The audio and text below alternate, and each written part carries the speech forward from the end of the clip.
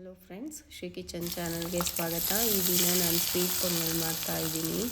ಇದನ್ನು ನೋಡೋದಕ್ಕೆ ಎಷ್ಟು ಚೆನ್ನಾಗಿದೆಯೋ ರುಚಿನೂ ಕೂಡ ಅಷ್ಟೇ ಚೆನ್ನಾಗಿರುತ್ತೆ. ಈ ಪೊಂಗಲನ್ನು ನೈವೇದ್ಯಕ್ಕೆ, ದೇವ್ರ ನೈವೇದ್ಯಕ್ಕೆ, ಮನೇಲಿ ಫಂಕ್ಷನ್ ಇದ್ದಾಗ ಮತ್ತು ಹಬ್ಬಗಳಲ್ಲೆಲ್ಲ ದೇವರಿಗೆ ಎಲ್ಲ ಮಾಡಿಟ್ರೆ ತುಂಬಾ ಚೆನ್ನಾಗಿರುತ್ತೆ. ನೀವಿನ್ನೂ ನಮ್ಮ ಚಾನೆಲ್ ಸಬ್ಸ್ಕ್ರೈಬ್ ಮಾಡಿಲ್ಲ ಅಂದರೆ ಸಬ್ಸ್ಕ್ರೈಬ್ ಮಾಡ್ಕೊಳ್ಳಿ, ಜೊತೆಗೆ ಬೆಲ್ ಬಟನ್ ಕ್ಲಿಕ್ ಮಾಡಿ.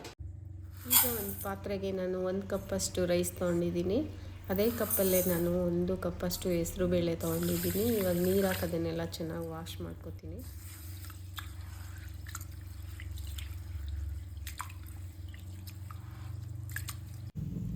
ಈಗ ತೊಳ್ಕೊಂಡಿರೋ ಅಕ್ಕಿನ ನಾನು ಒಂದು ಕುಕ್ಕರ್ಗೆ ಹಾಕ್ಕೋತೀನಿ. ಈಗ ನಾನು 2 ಕಪ್ಪು ಹಾಲು ಹಾಕ್ತಾಯಿದ್ದೀನಿ ಮತ್ತು ಒಂದು 3 ಕಪ್ಪು ನೀರು ಹಾಕ್ತೀನಿ. 2 ವಿಷಲ್ ಕೂಗಿಸ್ತೀನಿ. ನಾನು ಅಕ್ಕಿ ತೊಗೊಂಡಿದ್ನಲ್ಲ, ಅದೇ ಕಪ್ಪಲ್ಲೇ ನೀರು ಮತ್ತು ಹಾಲು ಹಾಕ್ತಾ ಇರೋದು ನಾನು. ಈಗ 2 ಟೇಬಲ್ ಸ್ಪೂನಷ್ಟು ತುಪ್ಪ ಹಾಕಿದ್ದೀನಿ. ಎಲ್ಲ ಮಿಕ್ಸ್ ಮಾಡ್ತೀನಿ ಮತ್ತು ಕ್ಯಾಪ್ ಕ್ಲೋಸ್ ಮಾಡಿ 3 ವಿಷಲ್ ಕೂಗಿಸ್ತೀನಿ. ಈಗ ನಾನು ಒಂದು ಪಾತ್ರೆಗೆ 1 ಉಂಡೆ ಬೆಲ್ಲ ತೊಗೊಂಡಿದ್ದೀನಿ. ಅದನ್ನು ಸ್ವಲ್ಪ ನೀರು ಹಾಕಿ ಅದೆಲ್ಲ ಕರಗಬೇಕು ಚೆನ್ನಾಗೆ. ಅಲ್ಲಿನವರೆಗೂ ಅದನ್ನು ಸ್ವಲ್ಪ ಕರಗಿಸ್ಬೇಕು ಬೆಲ್ಲನ.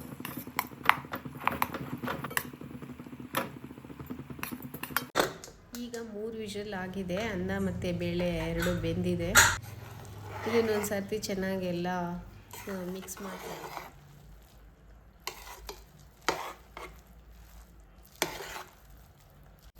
ಈಗ ನಾನು ಕರಗಿಸಿರೋ ಬೆಲ್ಲನೆಲ್ಲ ನಾನು ಇದಕ್ಕೆ ಆ್ಯಡ್ ಮಾಡ್ತಾ ಇದ್ದೀನಿ.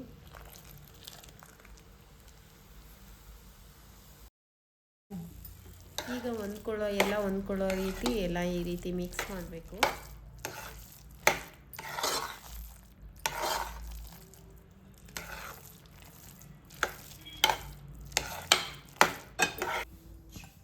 ಈಗ ಒಂದು ಪ್ಯಾನ್ಗೆ ನಾನು ಒಂದು 4 ಟೇಬಲ್ ಸ್ಪೂನ್ ಅಷ್ಟು ತುಪ್ಪ ಹಾಕ್ತೀನಿ. ಈಗ ಗೋಡಂಬಿ ಹಾಕ್ತೀನಿ. ಗೋಡಂಬಿ ಸ್ವಲ್ಪ ಚೆನ್ನಾಗೆಲ್ಲ ಬಣ್ಣ ಬದಲಾಗೋವರೆಗೂ ಸ್ವಲ್ಪ ಫ್ರೈ ಮಾಡ್ಕೋಬೇಕು. ಈಗ ದ್ರಾಕ್ಷಿನೂ ಹಾಕ್ತೀನಿ, ಅದನ್ನು ಫ್ರೈ ಮಾಡ್ಕೋಬೇಕು.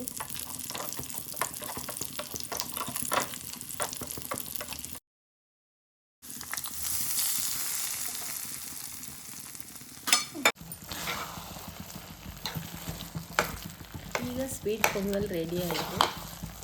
ಹಾಲು, ತುಪ್ಪ, ಗೋಡಂಬಿ, ದ್ರಾಕ್ಷಿ ಒಳ್ಳೆ ರಿಚ್ ಟೇಸ್ಟ್ ಕೊಡುತ್ತೆ ಈ ಸ್ವೀಟ್ ಪೊಂಗಲ್ಗೆ. ಈ ರೀತಿ ನೀವು ಸ್ವೀಟ್ ಪೊಂಗಲ್ ರೆಡಿ ಮಾಡಿಕೊಂಡ್ರೆ ತುಂಬಾ ಚೆನ್ನಾಗಿರ್ತದೆ. ನೀವು ಮನೆಯಲ್ಲಿ ಟ್ರೈ ಮಾಡಿ ಹೇಗೆ ಬಂತು ಅಂತ ಕಮೆಂಟ್ ಬಾಕ್ಸಲ್ಲಿ ತಿಳಿಸಿ. ನಿಮಗೆ ಈ ರೆಸಿಪಿ ಇಷ್ಟ ಆಗಿದೆ ಅಂದ್ಕೊತೀನಿ. Thank you friends.